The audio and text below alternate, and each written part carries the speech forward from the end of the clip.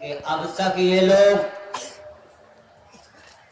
ہمارے لیے اور آپ کے سامنے ہمارے سامنے ایک بچے تھے،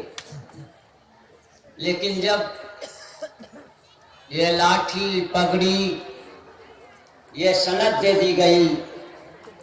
گویا یوں سمجھیے کہ یہ ایک عالم دین ہو گئے۔ اب ہم ہر عوام کے لیے یہ ضروری ہے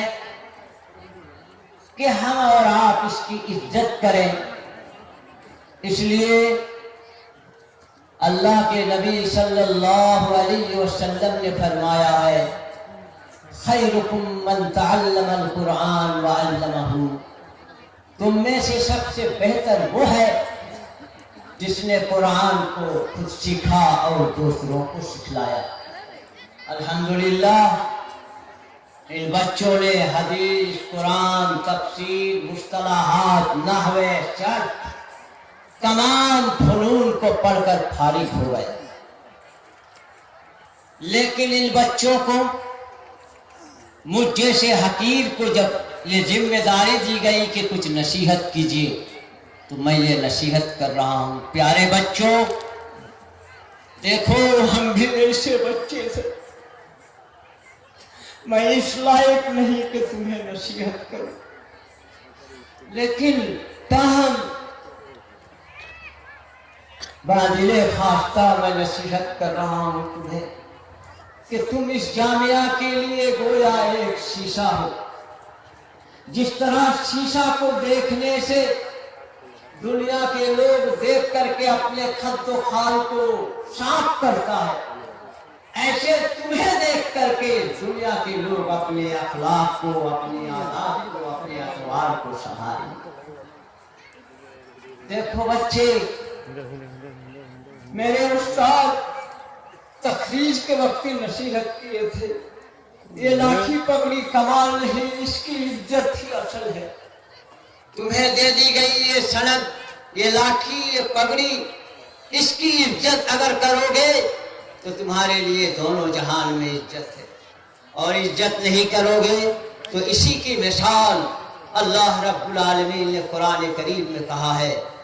مثل الذین حملوا التوراة ثم لم يحملوها كمثل الحمار يحمل اسفارا۔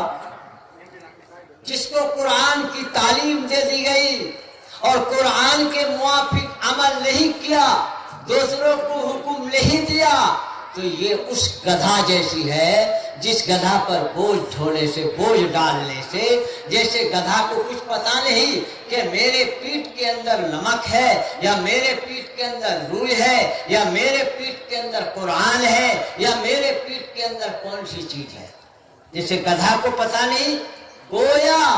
وہ حضرات جس کو علم دی گئی اور اس کے مطابق عمل نہیں کیے تو گویا گدھا جیسی ہے۔ تو میرے پیارے بچوں، تمہیں میں نصیحت کر رہا ہوں، جب تک دنیا میں رہو گے عمل سے خالی نہ ہونا،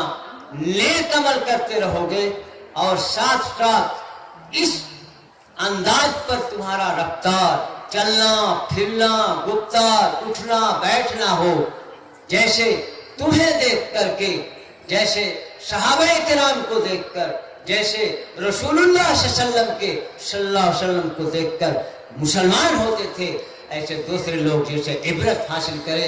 اس لیے کہ تم وارث نبی ہو۔ قسم خدا کی، وارث نبی معمولی بات نہیں، رشتہ نبی ہونا معمولی بات نہیں۔ اس لیے بچوں، انہیں چند نصیحتوں سے میں تمہارے لیے چند دعائیہ کلمات بول رہا ہوں۔ سب کوئی ایک مرتبہ ہاتھ اٹھا کر ان بچوں کے لیے دعا کریں کہ اللہ تعالیٰ ان بچوں کو دین دوگنی رات چوگنی ترقی عطا فرمائے۔ دعا کیجیے، اللہم صلی علی